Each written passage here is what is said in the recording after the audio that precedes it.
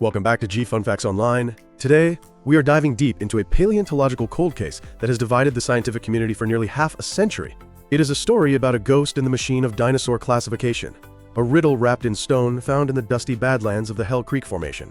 For decades, a fierce debate has raged over a specific predator found in these late Cretaceous rocks. Was this sleek, long-legged carnivore a distinct species known as the Pygmy Tyrant, living in the shadow of the king? Or was it merely a teenage Tyrannosaurus rex, an awkward adolescent destined to bulk up into the most fearsome crusher the world had ever seen? This debate became known as the Nanotyrannus Distinction. For nearly 40 years, the consensus swung heavily toward the teen rex hypothesis. The idea was elegant. We know dinosaurs changed drastically as they grew, and the gracile Nanotyrannus was thought to be simply a snapshot of a T-Rex before its massive growth spurt. But science is not about elegance. It is about evidence. And by early 2026, the pendulum shattered. A cascade of groundbreaking studies has provided what many now consider irrefutable proof that Nanotyrannus lancensis is real. It is distinct. And it was not alone. In this episode, we are going to walk through the comprehensive story of this scientific revolution. It is a tale of statistical smoking guns, microscopic growth rings, and a prehistoric ecosystem far more complex and terrifying than we ever imagined. This is the anatomy of the Pygmy Tyrant. To understand the magnitude of these recent revelations, we first have to walk the winding path of history. The story began way back in 1942, when a small, mysterious skull was unearthed in Montana.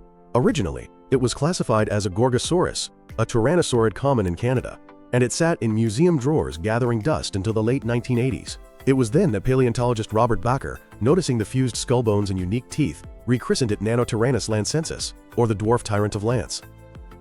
Bakker's argument was purely anatomical. He pointed out that the skull was long and low. The teeth were laterally compressed and blade-like, totally unlike the bone-crushing bananas found in the mouths of T-Rex. Even the brain case showed air sacs and nerve pathways that looked distinct. But the counter-argument, championed by heavyweights like Thomas Carr, was compelling in its simplicity. That argument was ontogeny. Ontogeny is the study of an organism's development. We know that modern animals change shape as they grow. A human baby has a giant head relative to its body, distinct from an adult. Proponents of the teen rex hypothesis argued that Nanotyrannus was just a juvenile T-Rex undergoing extreme morphological changes. They claimed the number of teeth decreased with age, the snout grew deeper and stronger, and the long, cheetah-like legs thickened into the pillars of an adult Tyrannosaurus. For decades, this view became the consensus. Nanotyrannus was effectively erased from the textbooks, relegated to a synonym for immature T-Rex. But the fossils kept coming. The discovery of Jane, a beautifully preserved juvenile Tyrannosaur skeleton, reignited the fire. Jane looked exactly like the Nanotyrannus holotype. If she was a T-Rex, she was a very strange one. And then came the dueling dinosaurs. A fossil so spectacular it was locked in a legal battle for years before science could touch it. When the dust settled and the new data from 2024 and 2025 emerged, the teen rex hypothesis didn't just stumble. It collapsed under the weight of statistical probability. The turning point came with the publication of a landmark study by Dr. Nick Longrich and Dr. Evan Saida. Unlike previous studies that focused on a handful of traits, they took a big data approach. They didn't just look at the shape of the skull, they quantified the entire animal. The core of their argument lies in a massive cluster analysis of 158 distinct morphological characters. Here is the logic. In biological classification, if two specimens are the same species at different ages, you expect to see a smooth continuum of change, known as a growth series. You should find fossils that are 50% Nanotyrannus and 50% T-Rex. You should see the teeth thickening, the snout deepening, and the arms shortening in a linear fashion. But Longrich and Saita found the opposite. Their statistical models revealed two completely distinct clusters of data with no overlap. There were animals that looked like Nanotyrannus and animals that looked like T-Rex. There were no hybrids. The intermediate fossils that the teen rex hypothesis predicted simply did not exist.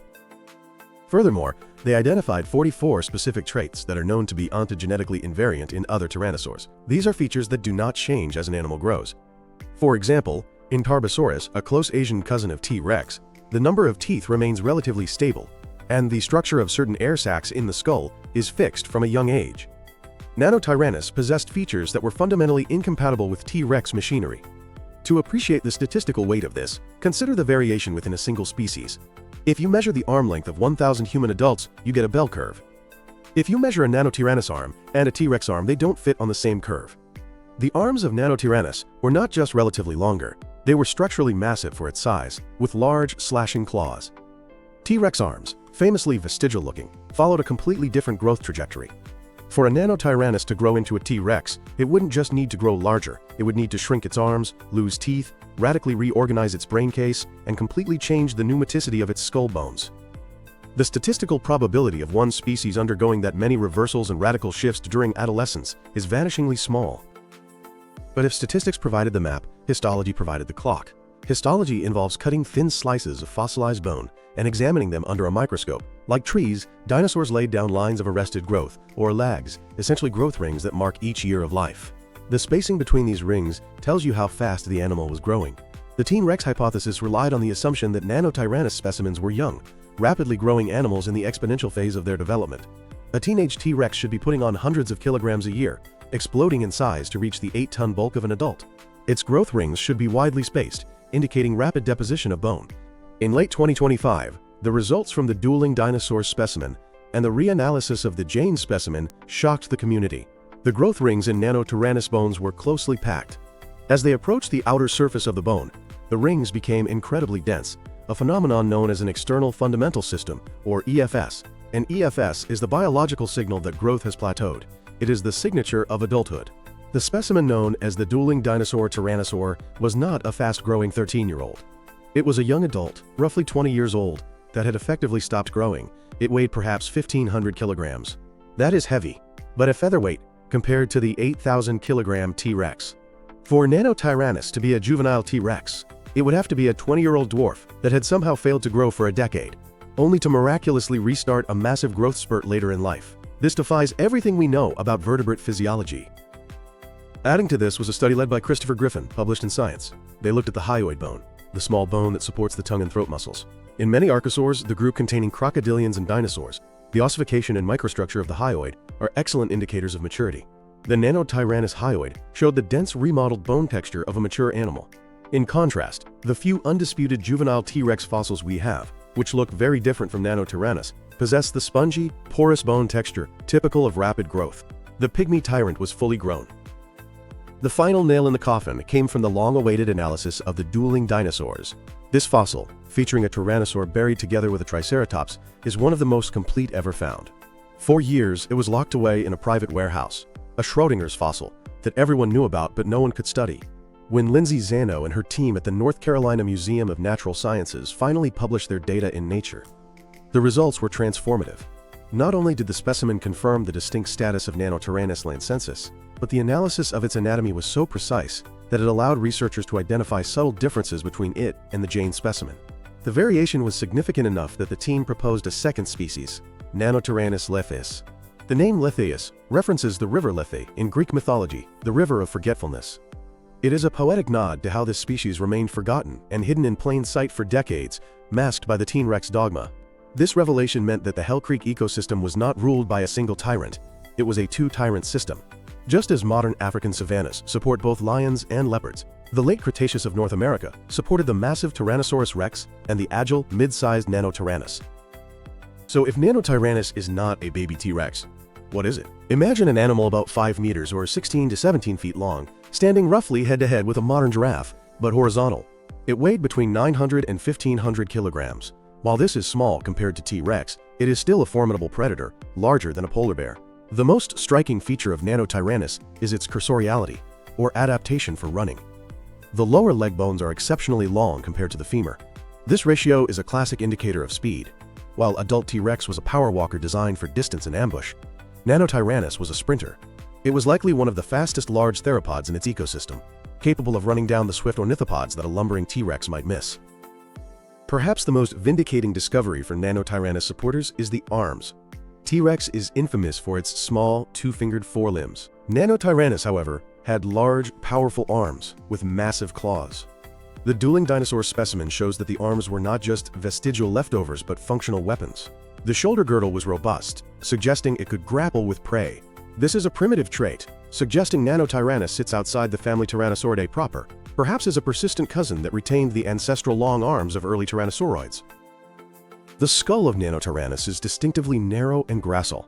It lacks the broad, expanded back of the head that gave T-Rex its binocular vision and crushing bite. Instead, Nanotyrannus had a more laterally compressed snout, filled with many more teeth than T-Rex. The teeth themselves are telling. T-Rex teeth are often compared to railroad spikes. They are thick, round in cross-section, and designed to puncture bone and withstand immense torsional stress. Nanotyrannus teeth are like steak knives. They are laterally compressed, sharp, and serrated. This implies a different feeding strategy, slicing flesh rather than pulverizing bone. Nanotyrannus was a surgeon where T-Rex was a demolitionist. CT scans of the brain case reveal a distinct neurological footprint. The arrangement of the cranial nerves and the shape of the inner ear canals differ from T-Rex. Specifically, the orientation of the semicircular canals, which control balance, suggests an animal highly attuned to agile, horizontal movements of the head. This is consistent with a pursuit predator engaging in high-speed chases. The validation of Nanotyrannus forces a complete rewrite of our understanding of the Hell Creek ecosystem. For years, the T-Rex hypothesis created a paradox. Where were the mid-sized predators? In almost every modern ecosystem, you have a hierarchy of carnivores. You have small weasels, medium foxes or coyotes, and large wolves or bears. In the Jurassic, you had small Coelurosaurs, medium Allosaurus, and massive Torvosaurus. But in the Late Cretaceous, it seemed T-Rex was alone. The T-Rex theory tried to solve this by arguing that juvenile T-Rex filled the medium-sized niche. This concept, known as ontogenetic niche partitioning, suggested that a T-Rex changed its job as it grew, starting as a cheetah-like juvenile and ending as a lion-like adult. While ontogenetic niche partitioning is real, the Nanotyrannus conformation proves that the niche was actually filled by a separate specialist. We now see a model of niche partitioning in Hell Creek that includes a heavyweight champion and a middleweight contender. The heavyweight, T-Rex, specialized in hunting armored prey like Triceratops and Ankylosaurus. It used brute force, ambush tactics, and a bite force capable of crushing solid bone. It likely dominated the carcass resource, scavenging when possible and using its size to intimidate rivals. The middleweight, Nanotyrannus, specialized in hunting faster, agile prey like the Celosaurus, Pachycephalosaurus, and young hadrosaurs. Its speed allowed it to pursue prey that would outrun a T-Rex. Its slicing teeth were perfect for stripping flesh from these lighter animals. This two-tyrant model makes the ecosystem much more stable and biologically realistic. It explains why we see different types of bite marks on bones. It also suggests that the competition between Nanotyrannus and juvenile T-Rex would have been intense. A 15-year-old T-Rex just entering its growth spurt and an adult Nanotyrannus would have been roughly the same size. This likely led to direct conflict, a war of the tyrants played out in the fern-choked floodplains of Montana. The Nanotyrannus Distinction serves as a humbling lesson for science. How did so many experts get it wrong for so long? The biggest culprit was the lack of true juvenile T-Rex fossils. For years, because we labeled every small tyrannosaur as Nanotyrannus, we didn't know what a real baby T-Rex looked like. Now that we have separated the two, we can identify the true juveniles. And they are bizarre. A real juvenile T-Rex, like the specimen detailed in the Longrich and Saita study, has a short, deep snout, even at a young age. It looks like a pug-nosed version of the adult. It does not look like the long-snouted Nanotyrannus. We were mistaking a greyhound for a puppy bulldog simply because both were smaller than an adult bulldog. Another factor was the allure of simplicity. Science follows the principle of parsimony, often called Occam's razor, which suggests the simplest explanation is usually correct. Assuming one species changes shape is simpler than assuming two similar species live together. However, nature is rarely simple. The T-Rex hypothesis became a dogma that required extraordinary evidence to overturn. We also faced the lumper mentality. Paleontology swings between splitters, who name new species for every variation, and lumpers who group variations into single species. The late 20th and early 21st centuries were dominated by a lumping philosophy, partly as a correction to the reckless species naming of the 1800s. The Nanotyrannus debate was a casualty of this overcorrection. The resurrection of Nanotyrannus has implications that reach far beyond one dinosaur. It changes our biodiversity estimates. If we missed a 1,500-kilogram predator in the most well-studied rock formation on Earth, what else are we missing? It suggests that dinosaur diversity in the Late Cretaceous was significantly higher than we thought. The perceived decline of dinosaur diversity before the asteroid impact may be an illusion caused by overlumping species. It also highlights the plasticity of growth. The debate forced us to refine our methods. We can no longer rely on shape alone to determine age. Histology has moved from a luxury to a necessity. We now know that growth series must be validated by internal bone structure, not just arranging skulls from small to large on a table. And finally, there is the phylogenetic shakeup. If Nanotyrannus is distinct, where does it fit? The new analyses suggest it might not be a true tyrannosaurid, but a slightly more distant cousin, perhaps an albertosauline, or a survivor of an older lineage of Tyrannosauroids. This paints a picture of North America as a melting pot of different predatory lineages, not a monolith ruled by one family. The Nanotyrannus distinction is no longer a debate. It is a distinction defined by data. The statistical probability of the teen Rex hypothesis has collapsed. The growth rings have spoken. The anatomy has been mapped. We can now look back at the Hell Creek Formation with fresh eyes. We see the ground tremble under the footfalls of Tyrannosaurus Rex, the absolute ruler of raw power. But darting through the shadows, swift as a shadow and sharp as a scalpel, we see the Pygmy Tyrant. Nanotyrannus lancensis has returned from the dead, reclaiming its rightful place as the cheetah of the Cretaceous, the prince of the Badlands. The ghost is real, and it has teeth. Thanks for listening to G Fun Facts Online, and we will see you in the next deep dive.